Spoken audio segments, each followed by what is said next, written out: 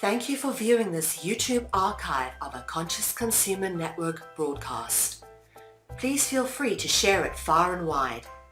Check out our weekly broadcast guide for weekly updates on scheduled broadcasts.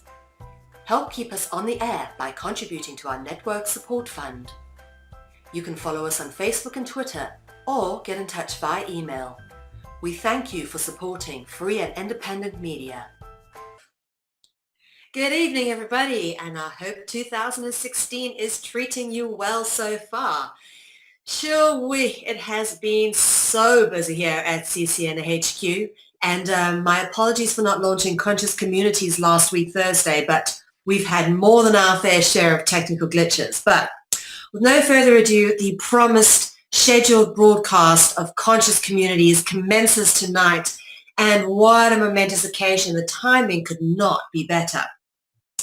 First off, I'm going to take you through a little bit of an introduction as to what we're going to be focusing on for 2016. And for me, the word for 2016 is community. That's what we are going to be focusing on, really building community on every level. And this is what Conscious Communities is really all about. And of course, we're going to be broadcasting our journey here live on CCN through the course of 2016. So don't miss out. Please tune in and support our network. We're not going anywhere. We're doing this for you, the people, because we love you all. And ultimately, we believe that we are capable of almost anything so long as we just pull it together, start working together. So let's look at what the word community actually means. So we have an understanding of where it comes from and what it is we're trying to achieve. The word community actually separates out into two words, which is com and unity, okay? It's community. Now, unity can be defined as a state of being such as oneness or being undivided, being united. In fact, that's where unity comes from, is the concept of being united or undivided, or, more New Age term, being as one, oneness. And of course, the second part, the first part of community is obviously the com part, C-O-M-M, which of course shares the root with words such as common and communicate. Now, if you take a moment to think about this, this is very significant because in everything we do, we need to communicate. The one thing that I have found is that I'd say 95%, even 99% of the problems that we encounter when working on projects, working together as groups, or even just, relating to people in the day-to-day environment in our local communities around us, communication is, for me, where most relationships break down. And it is so essential to be able to communicate and to be effective at communicating using clear, precise language, and also making concepts tangible to people, not being pseudo-intellectual about things, but really bringing these concepts home to a common grassroots level so that everybody can understand. I mean, ultimately, there's a lot of things that we all share in common, which is why the word common comes in here. We all want to be loved, for example. Nobody wants to go through life entirely alone. We all have the need for love and companionship, and this is a common need and desire of all humanity. And for me, that is one of the true beauties of humanity, is that we share the common need of love. Ultimately, all people just want to be loved, and that is the true beauty of us as a human species, is this innate ability to love and be loved and need love. So with that in mind, we're going to be looking at how to bring about more love and camaraderie within the community. And, well, let's focus on what the aim is. What is the aim at building a community, okay? Now, working together to create a better world, free from fear, scarcity, slavery, war, and suffering, perpetuated for the purposes of profit. That, for me, is the aim of community, ultimately freeing us on every level. And one of the major aspects of this, of course, comes with long-term sustained deprogramming and education, which, of course, is what we created this platform for ultimately, is to convey information to the public from many different points of view. And who am I, even as the creative director, to say which one of those points of view is right or wrong? But there is so much to be said for integrity, particularly in the process of building communities. Because, building relationships largely revolves around trust. And it's very difficult to trust when there's lack or no integrity. Now, apart from the integrity factor, we need to all basically, those of us who are trying to create a better world, I know we're all very different. We all have different points of view. And this is a paradox I've had to deal with on our network with all the various broadcasters that we have, so that everybody comes from a different place and we all bring a different piece of the puzzle. But we all share the same fundamental orientation, okay? And that is that we need to unite on our common ground, which is the pursuit of a free, fair, just, sustainable world. No matter how different we might be, we need to understand, first off, that we have a role, okay, and that we cannot do it alone. We are going to have to be part of a team. And you and that team all have responsibilities. And the minute you let your responsibilities down, you let the rest of the team down. Ultimately, everything ties into preserving and creating and sustaining a positive, beneficial, toxin-free environment. And it all feeds into each other. It's basically, the way we need to kind of relate to each other is to understand that no man is an island. We cannot do this alone. And we do need to work with a team. And if we're not responsible to ourselves, how can we be responsible to others? So taking our responsibility seriously is key, obviously. Freedom comes with a great deal of responsibility. And one of those responsibilities would obviously be maintaining and preserving our environment, particularly in our ever-growing world. The problem is we are constantly being separated by artificial mechanisms of division foisted upon humanity in order to keep us fighting each other. Every man for himself has never worked. We need to come together and work together to create a better world. No one of us can do this alone. And what's interesting to notice is this is true even in nature. When the snow falls and the wind blows, the lone wolf dies, but the pack survives. Okay? So the lone wolf dies. As I said, we cannot live in a state where it's every man for himself. We need to start working together if we're ever going to make it through. We're ever going to get rid of this control mechanism and all the darkness that comes with it. Now, people ask, what can we do? Okay? Although these ideals may seem overwhelming, as we are all faced with our own personal challenges, there are things we can do to make a difference in small ways every single day. Choosing to course correct or make the best out of a bad situation is the way to move from a negative state of being to a positive state of being. Okay, now being happy isn't about getting the best of everything, but making the best of everything. So it's a fundamental switch in perspective.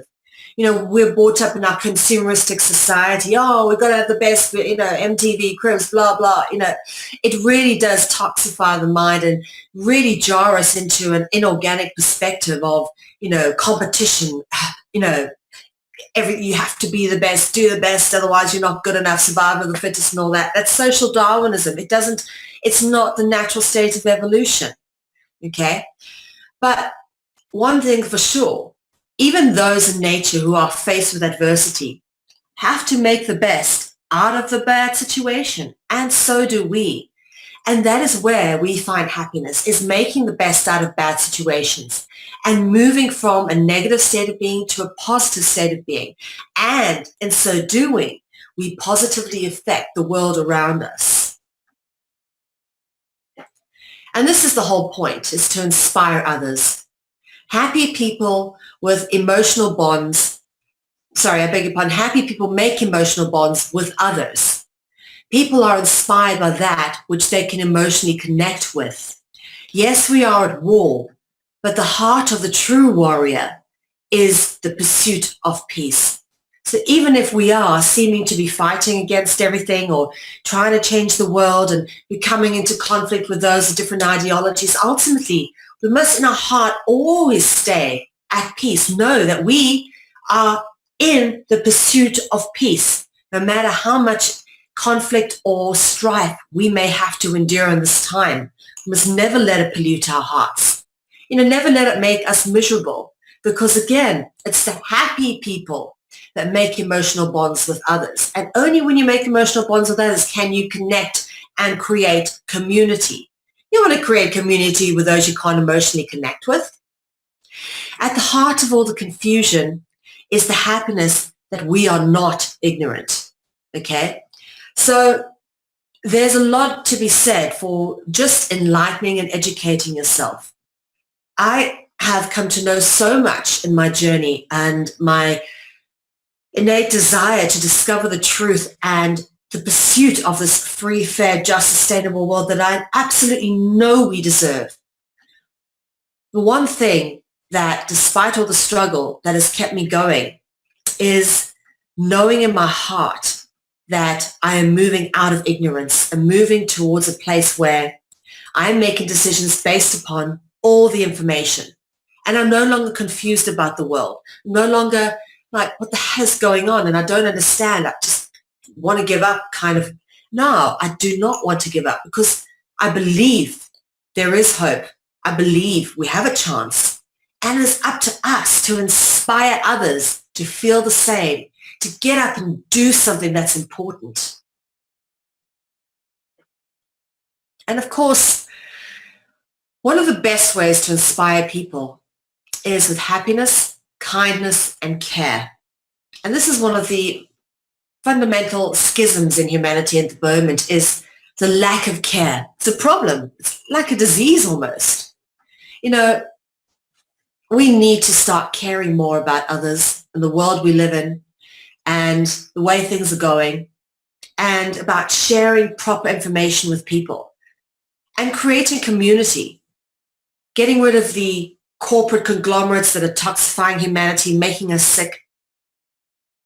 There's so much that we can do, and it starts with us on a small level. Us, the consumer, with our corporate dollar, we have tremendous power in the way we spend and access our energetic currency. And that is what Conscious Communities is going to be all about. So with no further ado, we're going to go on to the pre-recorded bits that I've made for the segment of Conscious Communities. I hope you guys enjoy this program, and we're going to be putting it out regularly, speaking to amazing people all over the world. So thank you for tuning in, and I'll let Biggie play the next segments.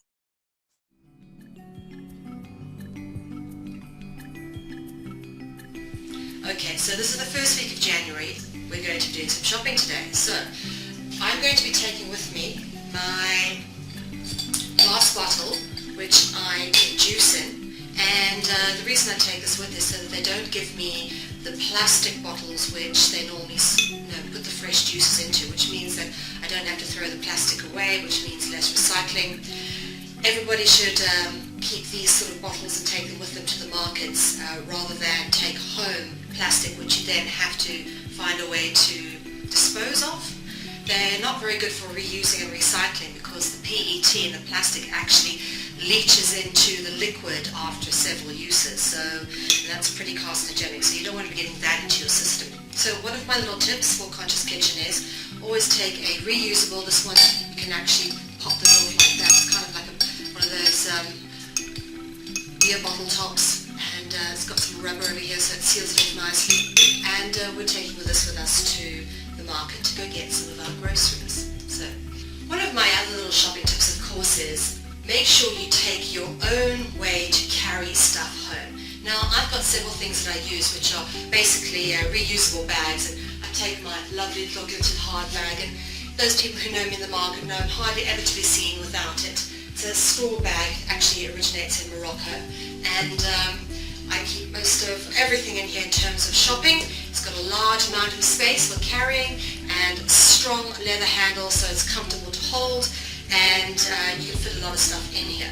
But just in case that isn't enough, I've also got this, which is my reusable little shopping bag. It's a little purple one, slightly smaller. If I'm going for small items, I just pop this into my handbag, bunch it up really small so I don't have to take the big bag with. Or if I'm going for excess items, I take this with and it goes in the bag. And of course, going with to the shops is the glass bottle for the juice.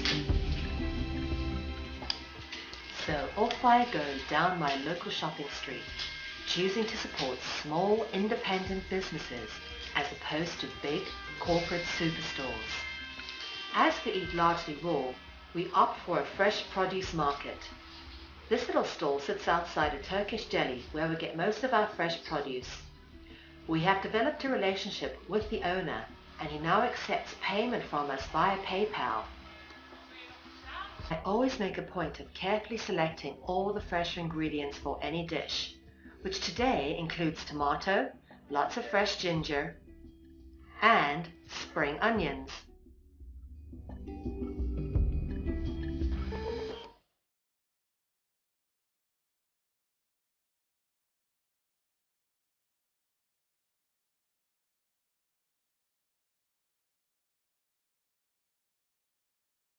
So once we get home, we begin to prepare all the ingredients. First, we start by chopping the spring onion. Once you get to the end, slice some fine slivers which will be used for garnish later. Chop the spring onion up finely, whichever way you can, either with a knife or with a food processor.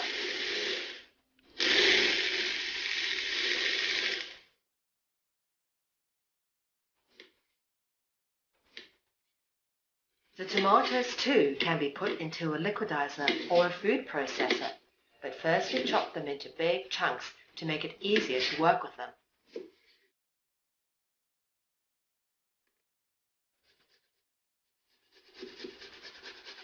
Then we peel the ginger and we shred it lengthways with the grain. And of course, my little secret for maximum flavor is the use of good quality olive oil with the truffle flavor. Use it generously. For each soup, I usually use between 100 to 125 milliliters. Then we add the honey and sea salt. And of course, a little bit of chili, but that is optional. And of course, once everything is in the pot, we begin the process of liquidizing until everything is a smooth texture. Warm the soup on a stove, not a microwave, stirring constantly, making sure not to let it boil or cook too much, otherwise you destroy the nutritional ingredients. Then add the coconut milk to the soup, and once that is done, you are ready to serve. Garnish with some finely sliced spring onion and some freshly milled black pepper.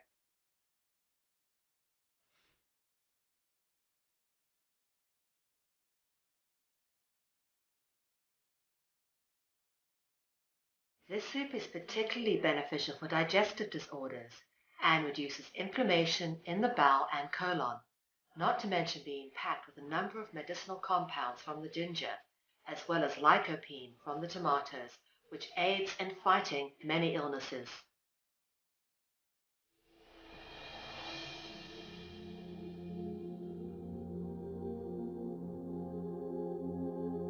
Hi everybody, this is Mel Ve with Conscious Communities, and we are talking to Hope Moore today of the Fix the World Foundation. And Hope is in Morocco and has been doing some amazing work with the communities on the ground there. So I've taken this opportunity today first off to say, hi Hope, thank you for joining us. Hello everybody, and thanks for this opportunity to share our exciting project. Great, and we're very excited to learn more about what you've been involved with and how you've been making a difference in your immediate community. Now, the first thing I want to start off with is, the need and importance for people to actually reach out into the community. It's not just about writing on Facebook how much you hate the government or how much you hate the system or how much, posting funny memes. You really do have to make the effort to sort of reach out to people if you actually want to effect change and make a difference.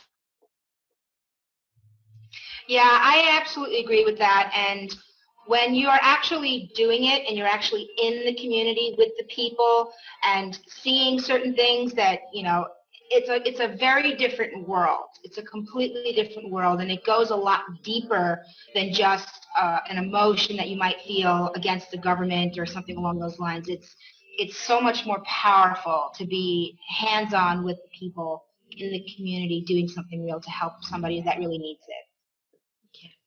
So what have you been doing then? How have you gotten involved with the community? So I have a whole story to walk everybody through so we can share our community center. So Fix the World, I'm going to go ahead and start sharing my screen right now, if that's all right. Yeah, go on. Thanks for this opportunity. I wanted to, this is our newest venture, and if you know about me and the work that we do, we're involved in a lot of different things, but this in particular is like my pride and joy and my passion and where my heart is at. We have we met a couple of different associations out here, and we all formed together to create this community center in one of the poorest neighborhoods in Morocco. And everything here, it's all volunteer. It's all about giving to people that need help. And I'm going to walk you through and tell you a bit about the story about how this whole thing came together and what the plans are. And we just opened our doors and started getting people registered for different workshops and classes just like a week ago. It was very, very recent, but this has been something we've been working on for months to get all the paperwork in order and to pay all the rents and things and to get everything all nice and legitimate and let people know. So this is our community center in Morocco. So first, the Morocco Community Center is a space that's shared by 3 non-governmental Moroccan humanitarian associations, and that's Fix the World, which is our association, Association EYAS, and Association Manos Solidarias. The center is going to offer classes, workshops, and activities to help the community. And the objective of the center is to help improve conditions of poor, vulnerable, and socially excluded people, particularly in the area of Diza, which is also known as Martil, in northern Morocco. So let me just share with you the different associations that we've partnered up with here, and I have some pictures here. I want to show you who they are. I want to get you involved with the different people and show you how beautiful and real this is. So in this picture here, we've got Amelia sitting over on the right, and her friend and one of our translators that works with us, Mohammed, on the left. And Amelia is originally from Spain, and she moved to Morocco because it's a beautiful place here. So she loves being in Morocco, but she really wanted to help people. And she's been involved with the community here. She works primarily with the single mothers and children in the area of Martil. She's also really good at teaching different handcrafts, and she's into natural remedies and all different things along those lines. And she's really great at organizing all the other community collaborations, because there's several different associations in the area and people that are just trying to help people. So this is Association EYAS, and I met her. It was a chance meeting. I had a friend of a friend who said, oh, well, you guys want to help people. Well, I know somebody else that wants to help people. Let me introduce you to my friend Amelia. And one thing led to the other. Amelia and I, and a translator, because she doesn't speak English, she speaks Spanish, and I don't speak Spanish, so we need a translator to communicate. But the two of us met with the translator, and we all got together, and it was like this beautiful moment where we just realized that we had met some kindred souls, and we started to cry, because we realized, even though we didn't understand each other's language, that she's been doing this work, and we came here looking for work like this to do so that we can give back, and we just knew it was a magical combination. And so after meeting Amelia, she then introduced us to the Association Manos Solidarias. Now, this group of people, it's another humanitarian association in Morocco, and right over here, the second in from the left, this guy here, his name is Mohammed, and he's kind of the leader of this association. And these guys do some unbelievable work. They work mainly with the migrants in northern Morocco, and if you don't know about that, so Morocco is one of the main ports that goes into Europe. And so you've got a lot of people that are leaving the sub-Saharan countries in Africa, and they're trying to make it over into Europe for a quote-unquote better life. And they don't always make it across the border. There's been some migration issues. So very often these people will get stranded in Morocco, and they're living in the woods, in plastic tents. They're in really, really bad, dire situations. So Mohammed's association, Manos Solidarias, has been working very intensely with the migrants here, and they do some pretty big things. Excuse me. They are doing food drives and med caravans to help these people that are stranded, and to also help to integrate them back into society. In addition to that, he also does some teaching for literacy and some different computer courses. Hold on just one second.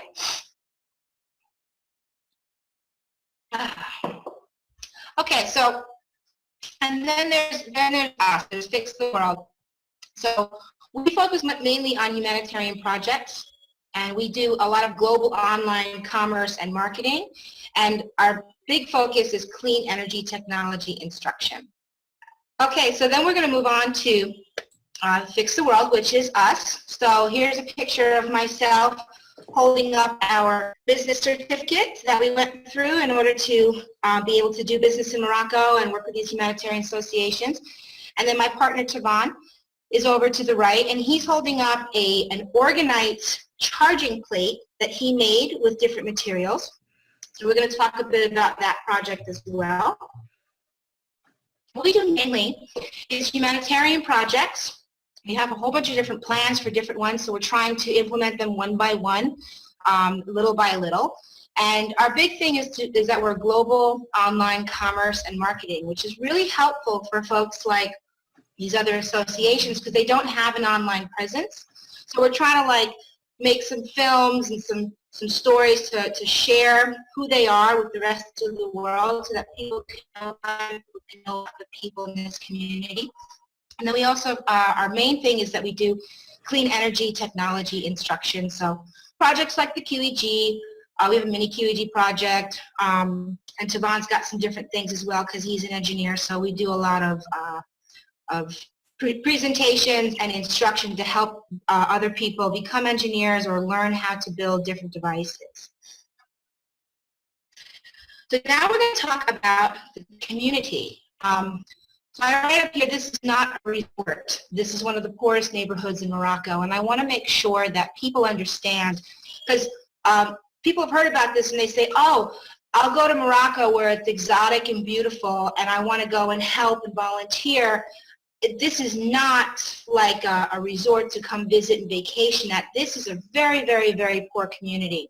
So Martil, in and of itself, is one Moroccan community. Then there's this big moat. You look over here on the side, there's this big moat of water, and this entire thing is filled with trash and garbage. And it smells pretty awful.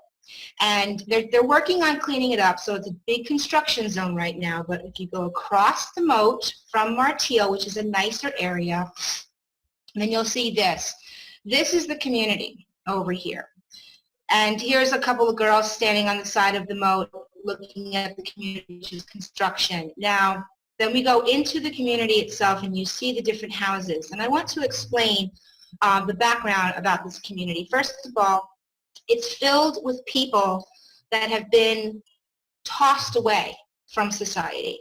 Okay, so these are, a lot of them are women and children, women who had children that were not married, and culturally in some areas of Morocco, they have no place to go. So there's a whole bunch of poor people that ended up in this community, and they just started building.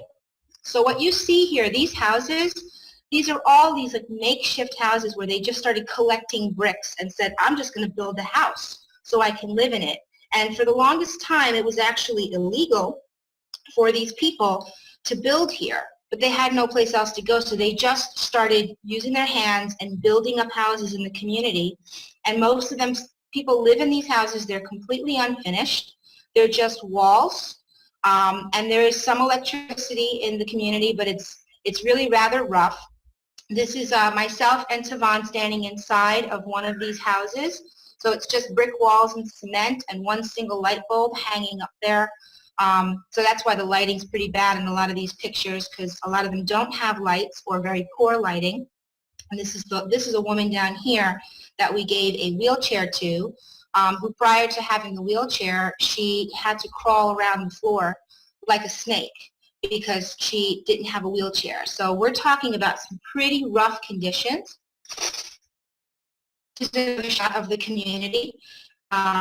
So I just wanted to make sure that people understand that depending upon where you are in the world, there are places that look like this, places that look a little bit worse. And actually, a few years prior to this, the people in the community did not want you to take any pictures because it was a lot worse than it is now, and they were ashamed for people to come and take pictures. So they just recently started to allow people to take pictures in their community because they built it up a little bit more over time. And so they feel a little less ashamed about it. Here's some more shots. Now this is actually taken from the center itself. So we're standing up on a little balcony that the center has, and this is the street that the center is on. And you'll see in Morocco, there's people everywhere. You know, people are always out on the street talking to their neighbors. They get to know each other. So there's always all kinds of different activities going on. And down here, we've got all these little, like, I call holes in the walls, but they're little shops. Somebody will make bread in one of these places, or somebody will sell eggs in one of these places, or different parts. And so there's all these little things going on the street. And let's talk a little bit about the people in this community. So when I met with Amelia, she says, you have to see the community and you have to meet all the people. So she brought me around. This is Amelia down here on the bottom right. And she's sitting next to Fatima. And Fatima has her own association as well. And I went into all of these houses. Tavon and I have been going on a regular basis. We go to the community and we visit and we meet all these people. So up here on the top left, this is a whole bunch of children that one woman takes care of. All of them are orphans or tossed away from their families. So one woman takes care of all of these children. Over here on the right is another young woman, and she's got 5 kids. And so we went and visited with her and saw what her needs were. And then over here on the left-hand side, these women are part of a group of 19 women who go into the community. They're from the area. They live outside of the community. They go into the community, and they're there to help. They want to teach. They want to embroider. They want to do handcrafts and clean and help in the community and perform their own type of community service just out of the love of helping other people. And these women are amazing.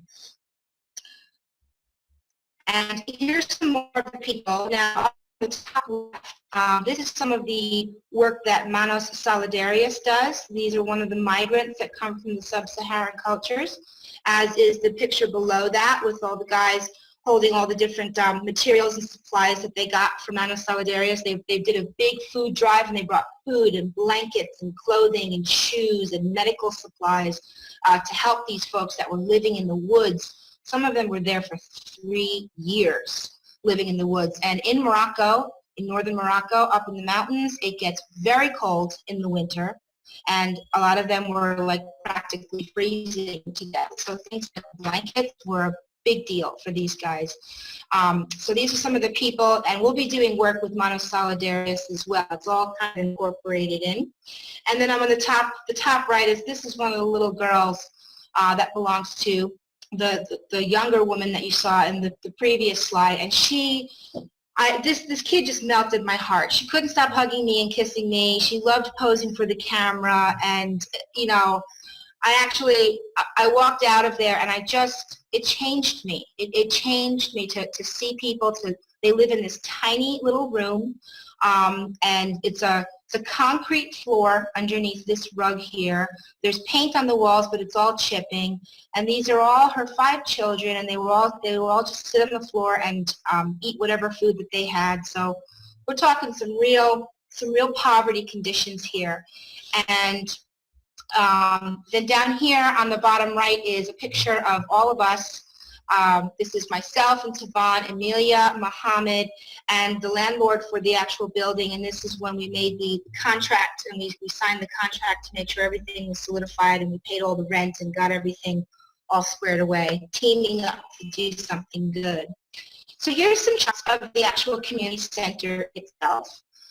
It's absolutely beautiful on the inside. If you look here, you'll see up on the top ceiling, there's all this intricate Moroccan painting and carving done. So people in Morocco, they work with their hands, and they're craftsmen, and these guys will sit there and they will chisel out patterns in the wood. And so all of the people in the community had painted this ceiling, and it's absolutely beautiful and elaborate.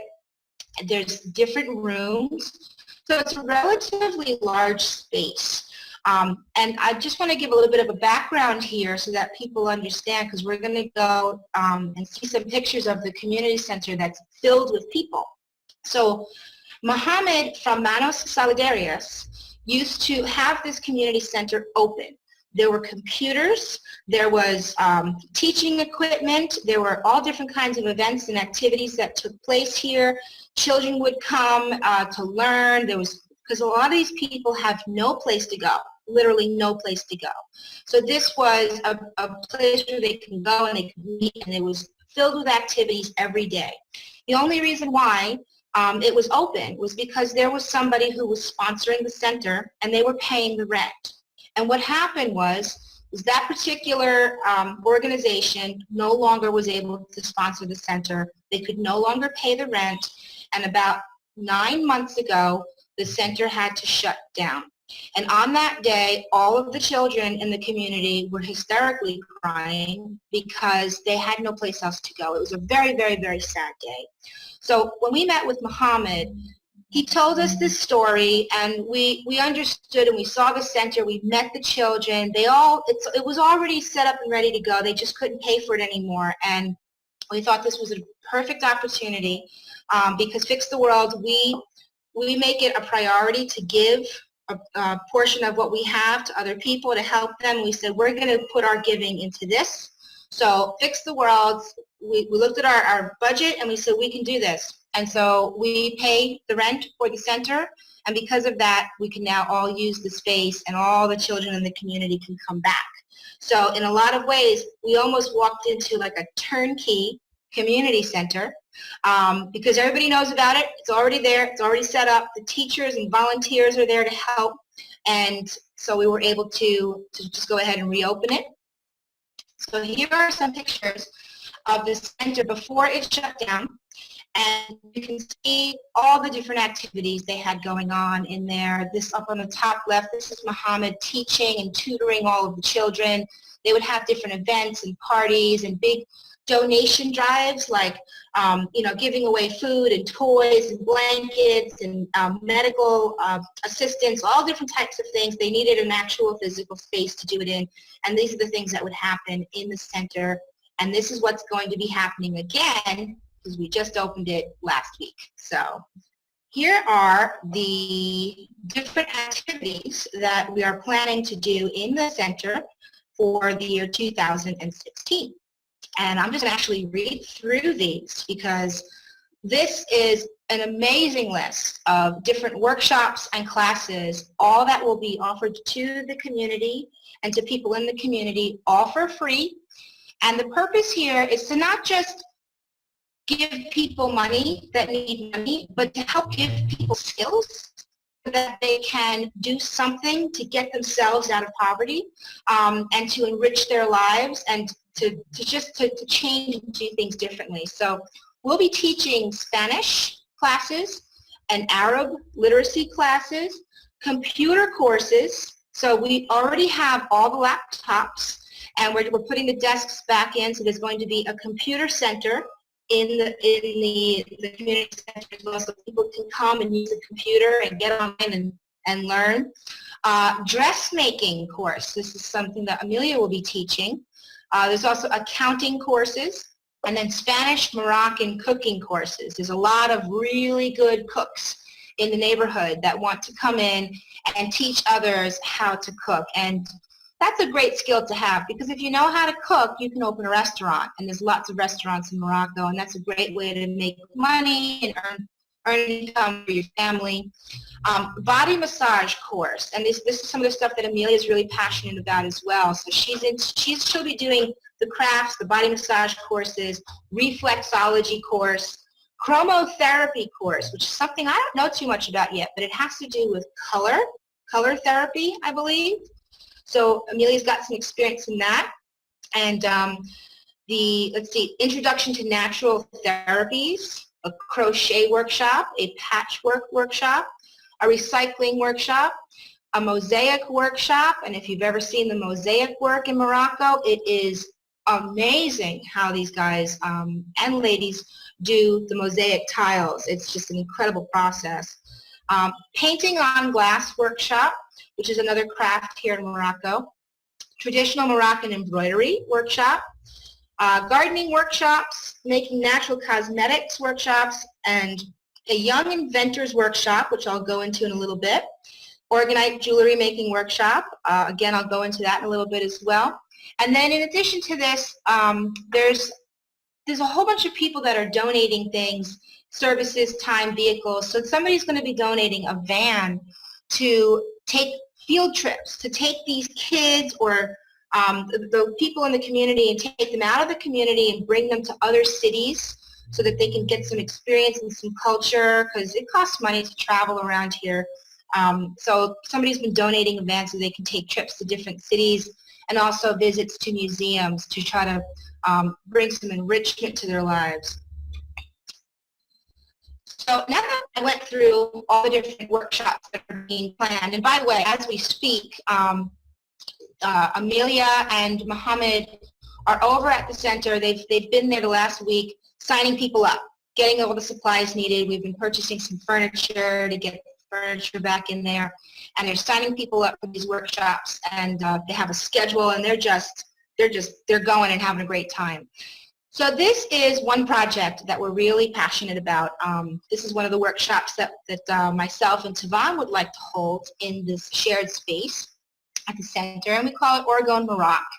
Now, orgonite, if you don't know, it's a material, and it's good for your health, and it's also good for your environment. So if you know about things, the easiest way to explain it, if you know about things like Wi-Fi and radio waves and all the different microwaves that are around in our environment, chemtrail stuff, things along those lines, these are things that actually people are getting rather sick from. You get headaches or energy things, or, there's a whole bunch of different reasons why people can get sick from all of these things that are in the environment. And orgonite is a scientific product where if you take a whole bunch of different materials like metals and resin and a whole bunch of different things, and you put them together in a resin, it actually creates a protective field around that object.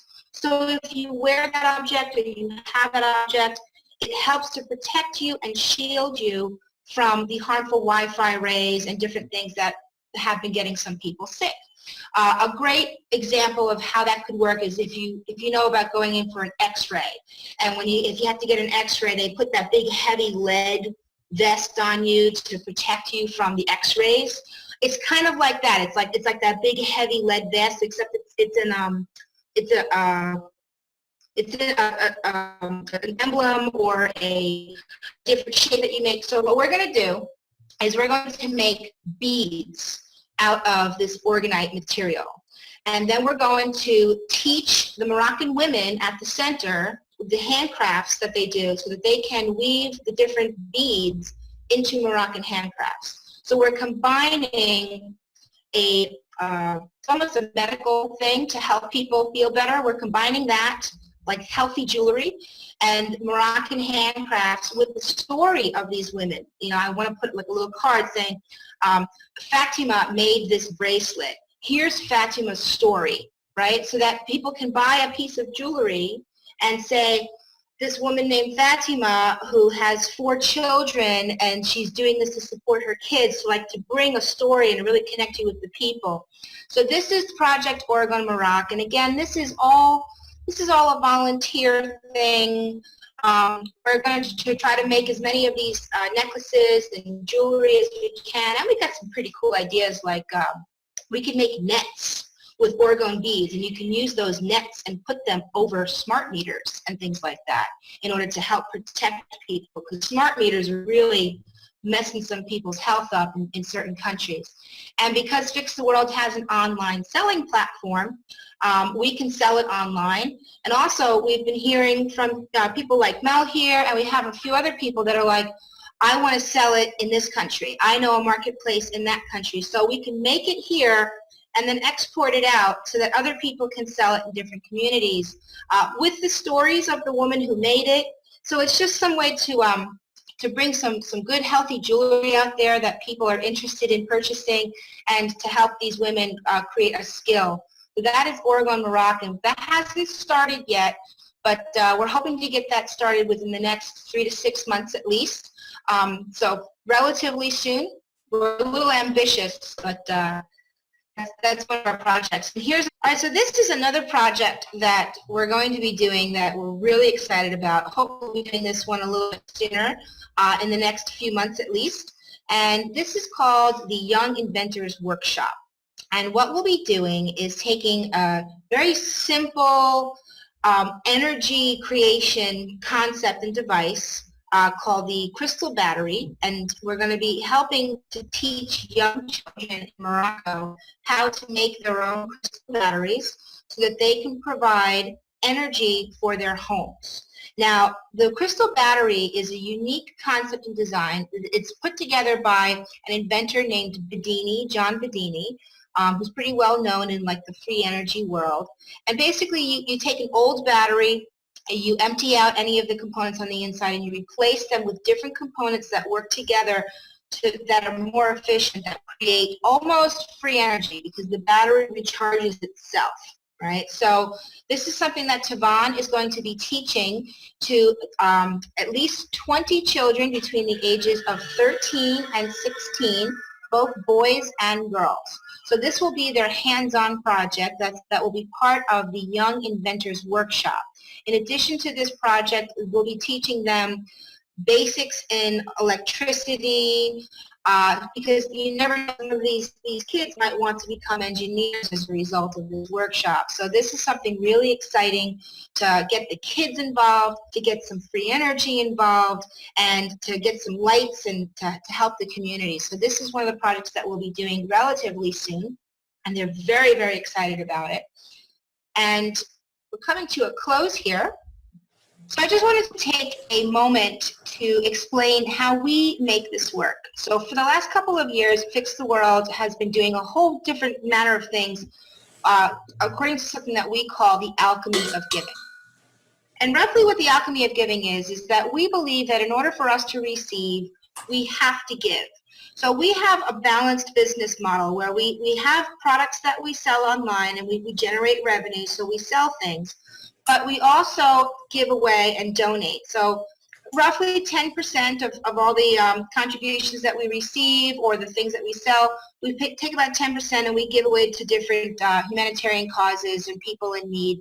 It's like a tithe or an offering or something to just give back.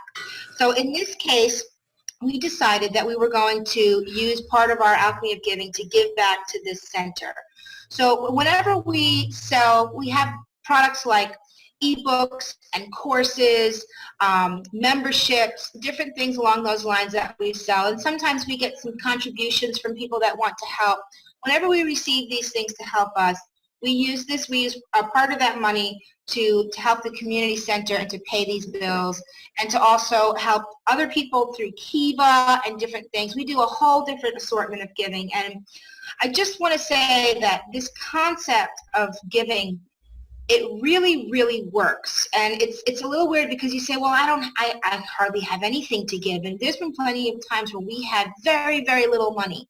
And we said that doesn't matter how little we have. If we want to receive more, we have to give. We have to plant a seed. It's like seed money. And every time we do that and we give away some money to something with the right intention, we plug ourselves into, I feel, an energy stream of sorts, which then it opens up the heavens and it allows us to receive more of what we need so we can keep giving. And I look at nature as this, as an example of this, because I call it living lakes and stagnant ponds. So if you look in nature, you'll see a lake, it has an inflow and it has an outflow. And because it has water flowing in and water flowing out through a stream, then life can happen in that lake. But if you have a body of water and it doesn't have any outflow, then it becomes a stagnant pond. And no life can live in that pond except for like bugs and different types of vermin, but there isn't like this fresh, healthy life that's forming there. So that's why you want to make sure that you give so that you can have that stream to help bring life into the work that you're trying to do. So that's a little bit about the alchemy of giving. We have some more in-depth information on this concept on our website, but I just want to say that the reason why this works is because of the alchemy of giving. So all of this is volunteer. This entire center is volunteer. We're not making any money off of it. We're giving money to help pay for this and to help enrich people's lives. And I'm so proud to be able to share this. There's moments where I can't believe that we actually have just opened up a center, that we really finally got here. This is a lifelong dream of mine. And I'm having a lot of fun thinking about the different things that we can do there. A lot of people are utilizing the space. It's very active. And even though I'm quite busy doing a lot of work in my office space, you know, my plans are to at least be at the center at least once or twice a week to get my hands involved, to meet the women and children. You know, I want to be like Amelia is. Amelia goes into this community and they all know her and they all come running out of their homes to say hello to her. And they started doing that with myself and Tavon the last time we were there. They all recognized us and they know who we are, and they're just really, really happy that we're there to help bring something to their community.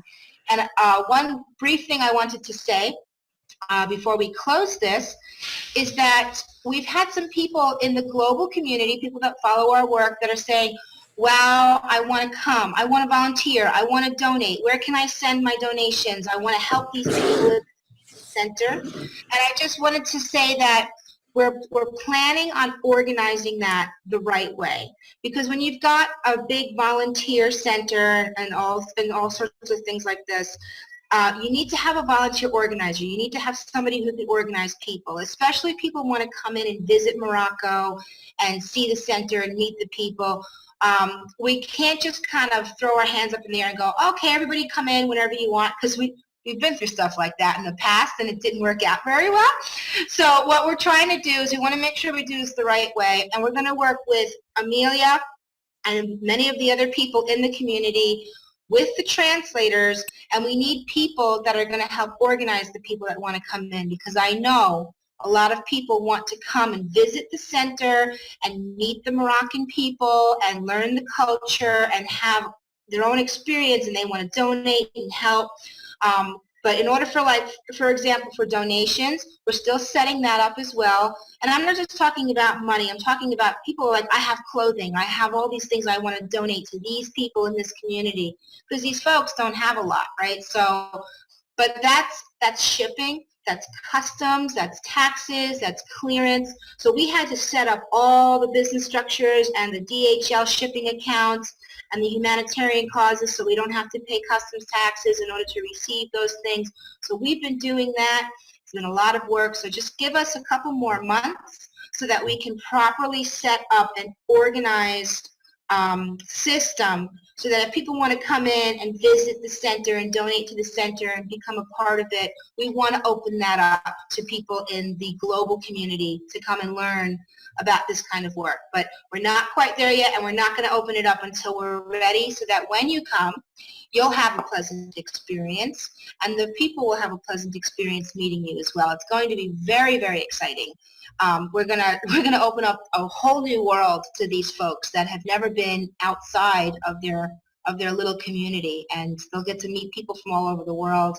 It's going to be really great. So, like I said, we're just starting, and we hopefully will have something even more amazing in 6 months' time. So between now and then, I'm just going to be in there making as many videos as I can, recording the different workshops, the stories of the people, and putting up lots of stuff on YouTube so that people can see the kind of work that we're doing, get to know the people that are here, and what kind of difference and effect that we're making on the community.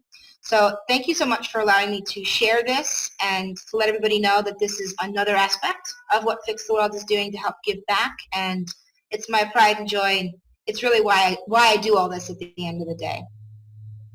Wow. I mean, so unbelievably touched by this project. This is absolutely fantastic. This is really where I kind of want to be heading, is community centers, reaching out to the people. It's very inspiring, and I've sat here a couple of times fielding tears from my face because it just really, it's touched me, Hope, it really has, because it's such a selfless thing to do and has such a huge impact on the community. And the whole journey with you being in Morocco and having now actually set up this community center is just such a beautiful story, and how everything's worked out for you guys. So I'm so proud of you for the work that you're doing, and this is a wonderful initiative. So, I'm sure the people there who are very, very grateful for your efforts and your involvement.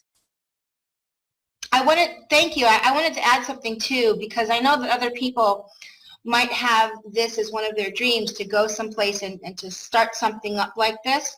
And for us, it was very interesting to be, we're not Moroccan, we're American. So here we are coming into Morocco, and we try to be very, very respectful of another person's culture. So if you're going to go into another country, like a developing country, and you want to start something up there, that's the number one thing I would suggest, is to just make sure that you're respectful for a person's culture. This is a Muslim country.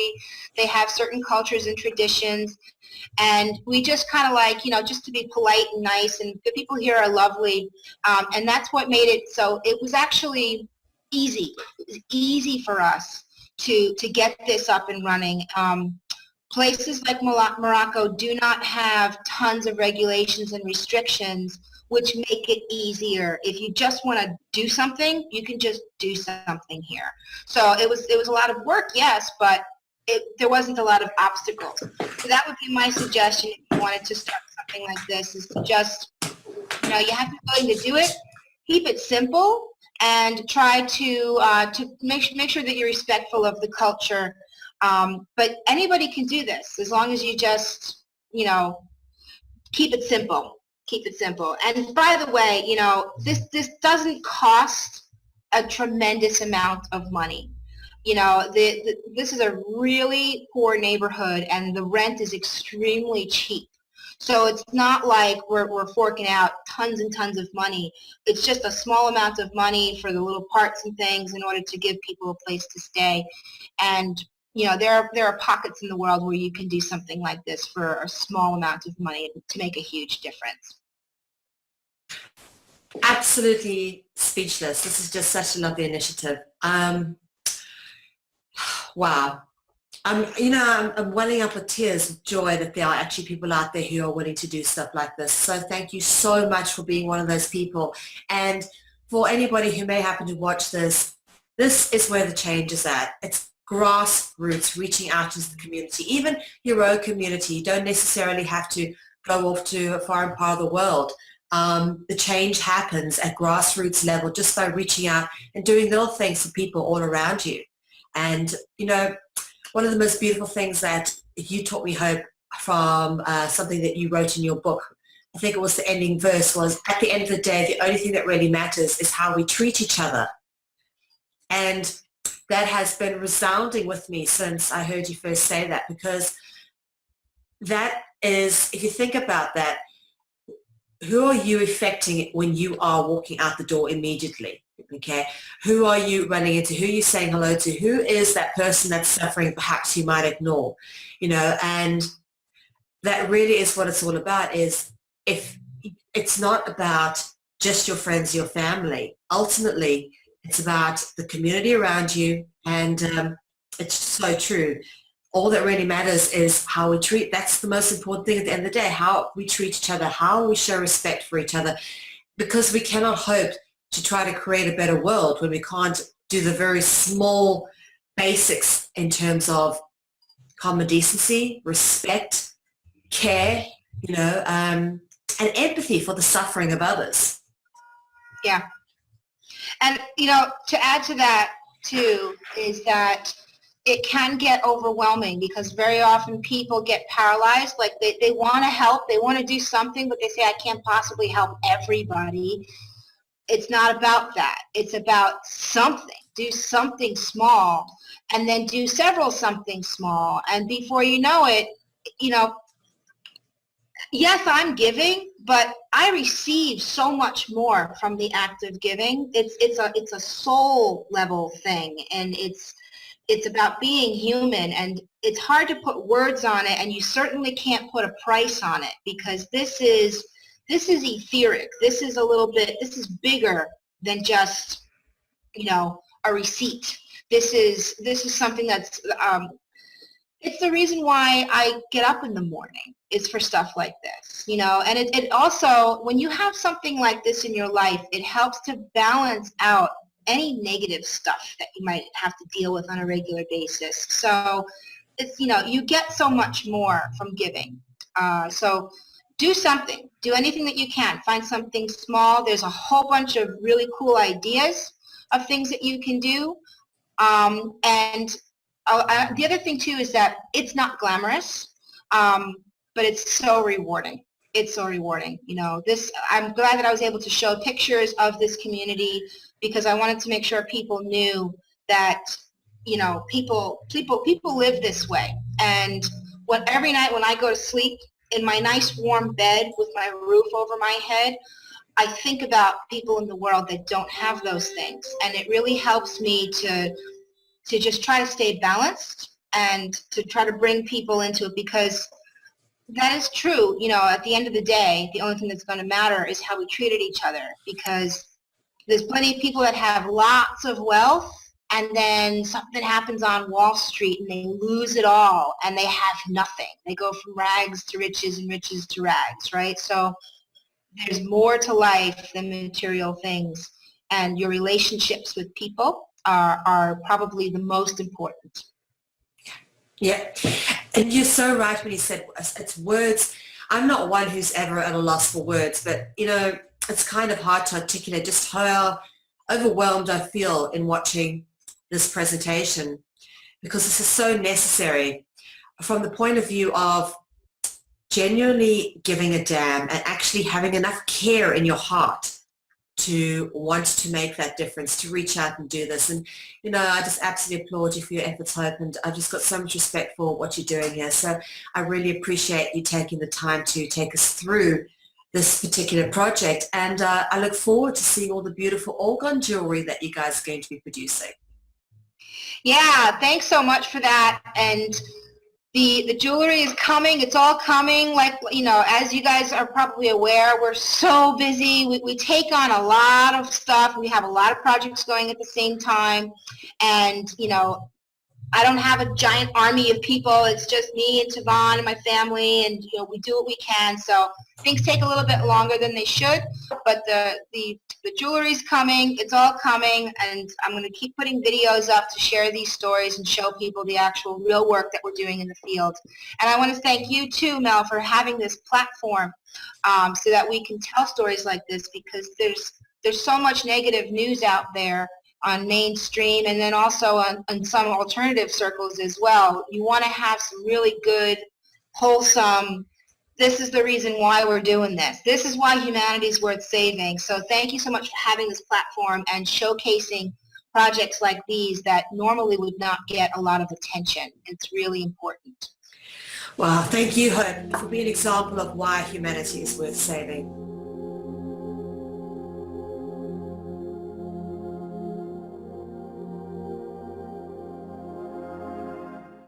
Thank you for tuning into CCN. This unique network is dedicated to free and independent media. CCN was created with the belief that information is the common heritage of all beings, which is why our live stream high-definition broadcast is easily accessible and free to view. If we want to change the world, we must first change the media.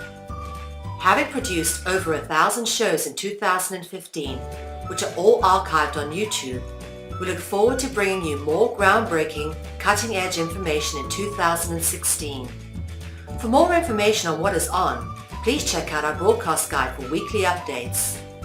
CCN broadcasts in multiple languages and features some key voices of our challenging times who are all in pursuit of a free, fair, just, sustainable world. CCN belongs to you, the people, and it is up to you all to keep this network on the air.